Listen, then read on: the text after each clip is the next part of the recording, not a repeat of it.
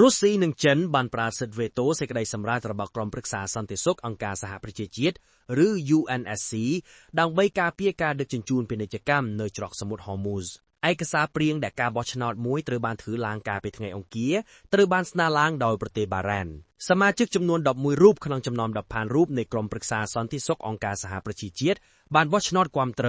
និង2រូបអនុប្រវត្តិទោះជាយ៉ាងណាប្រទេសរុស្ស៊ីនិងចិនបាននិយាយថាវិធានការនេះមានភាពលំអៀងប្រឆាំងនឹងអ៊ីរ៉ង់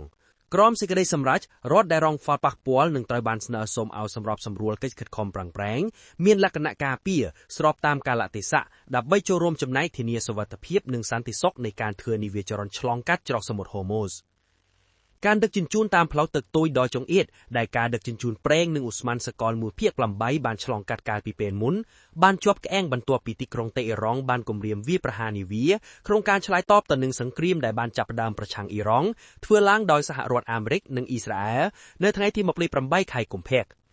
ការបិទផ្លូវនេះបានធ្វើឲ្យតម្លៃប្រេងអ៊ីនធឺណិតហក់ឡើងយ៉ាងខ្លាំងនៅទូទាំងពិភពលោកនិងនាំឲ្យប្រទេសជាចំនួនជាពិសេសនៅអាស៊ីដាក់ចេញការរឹតបន្តឹងលើការប្រើប្រាស់និងការផ្គត់ផ្គង់ស្បៀង